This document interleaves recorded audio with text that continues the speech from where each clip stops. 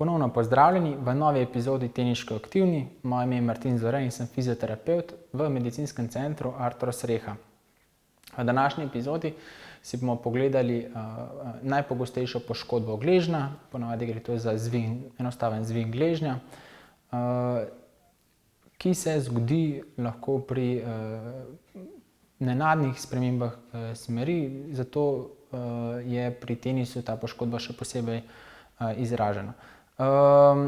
Zvin gležnja se najpogosteje zgodi, ko je stopalo v blagi plantarni fleksiji in inverziji in nato stopalo v bistvu zapeljemo čez navzven. Pogosto nas pacienti ali pa trenerji sprašujejo, kdaj je potrebno iti na diagnostiko po samem zvinu gležnja.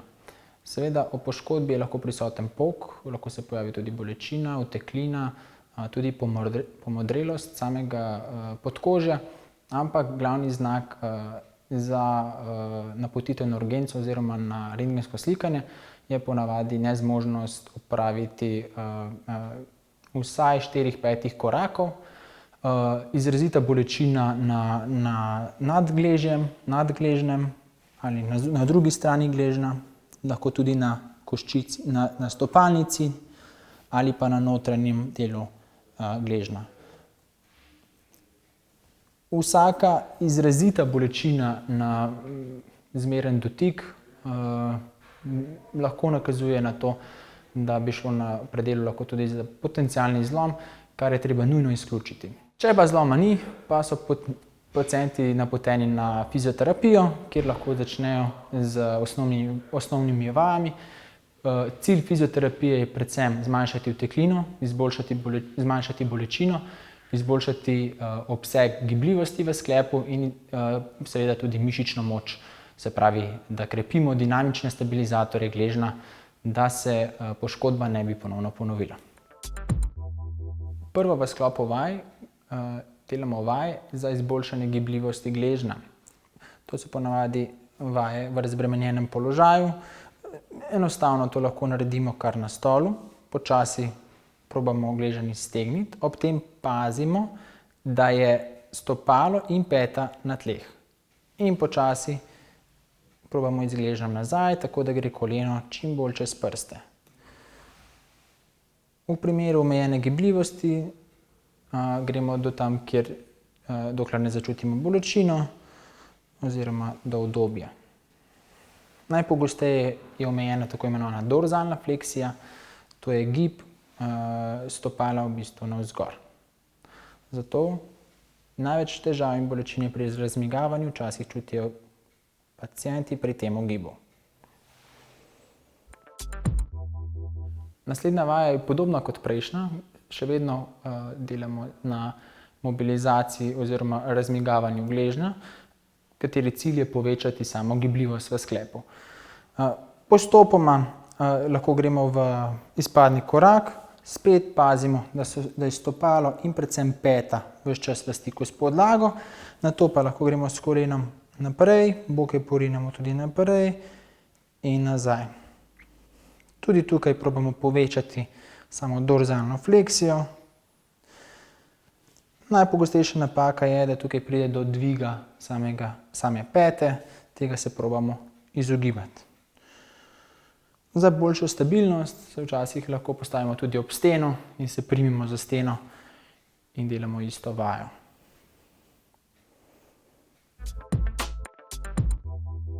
Vaje za stabilizacijo so zelo pomembne za izboljšanje samega ravnotežja, predvsem pa tudi propriocepcije v sklepu.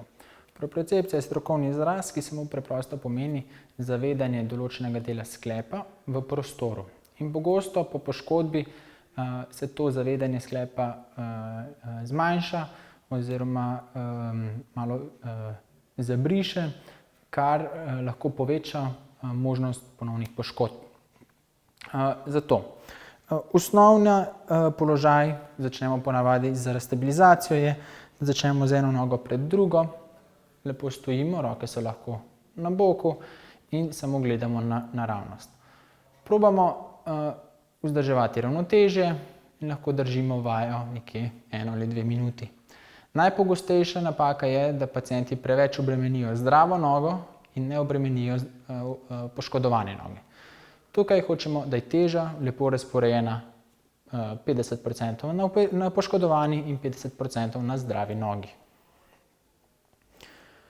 Ko rata ta vaja dovolj lahka, se pravi, da je pacient že obvlada, lahko napredujemo na enonožno vajo, v smislu, da lahko eno nogo dvignemo od podlage in držimo. Tudi tukaj v prvi stopnji vaje lahko gledamo naravnost. Če hočemo vajo narediti nekoliko težjo, samo spreminjamo pogled, tako da pogledamo levo, desno ali navzgor.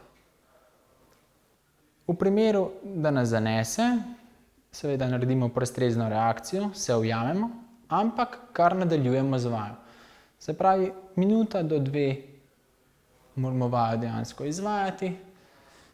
V primeru, da rata vaja pretežka ali pa da se pojavi bolečina, pa lahko z vajo prenehate. Ko enkrat obvladamo osnovne vaje za stabilizacijo, lahko začnemo tudi z težjimi vajami za stabilizacijo. Ponavadi to naredimo tako, da stojimo na eni nogi, lahko tudi pokrčimo malo koleno, se nagnemo naprej in zadržujemo položaj v pokrčenem položaju. Tukaj mora še dodatno delati tudi koleno in tukaj lahko začnemo s spreminjanjem pogleda levo, desno in si pomagamo z nasprotno nogo, v primeru, da izgubimo ravnotežje. Če vajo hočemo narediti še nekoliko bolj težjo, lahko potem spreminjamo naše težišče telesa, tako da se mora gleženj prilagoditi na samo spremembo. Najpogosteje delamo to v smislu lastovke.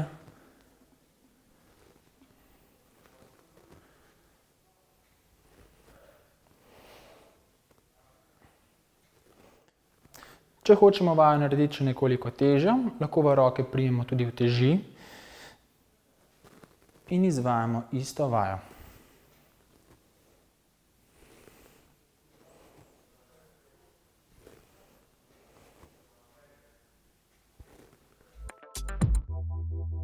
Kot zadnje izvajamo še vaje za krepitev mišic. Tukaj so vaje, se pravi, za mišice, ki obračajo stopalo navznoter. In pomembno pri tej vaji je predvsem, da je elastika razporejena na končni del stopala. Peta mora ostati na miru, prav tako gleženj. Paziti moramo, da vajo ne izvajamo iz kolena, se pravi, da ne delamo s kolenom, ne, tako. Isto vajo lahko izvajamo z iztegnjenim kolenom, tudi pri tem pazimo, da ne izvajamo vaje v kolčnem sklepu, ne. To je najpogostejša napaka. Zato mora ostati koleno in kolčni sklep na miru in vajo delamo dejansko samo iz gležnja.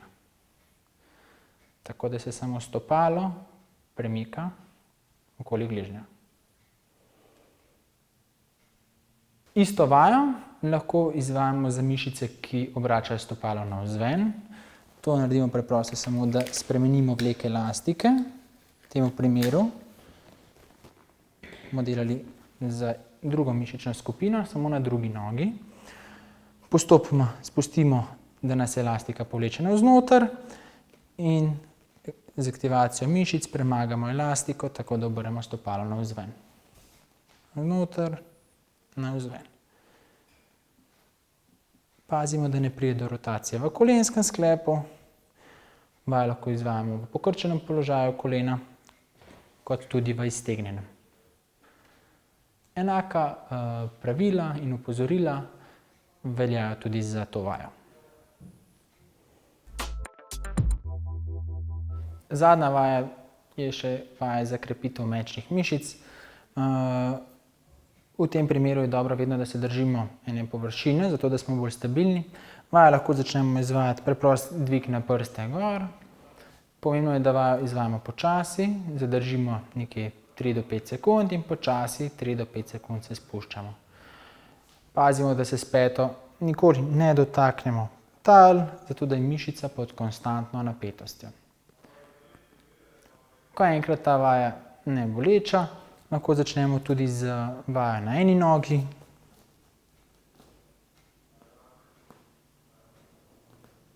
Nato pa še vajo na eni nogi z dodatno utežjo, se pravi, da bi v isto roko, s katero nogo delamo dvig na prste, da bi držali še dodatno obremenitev.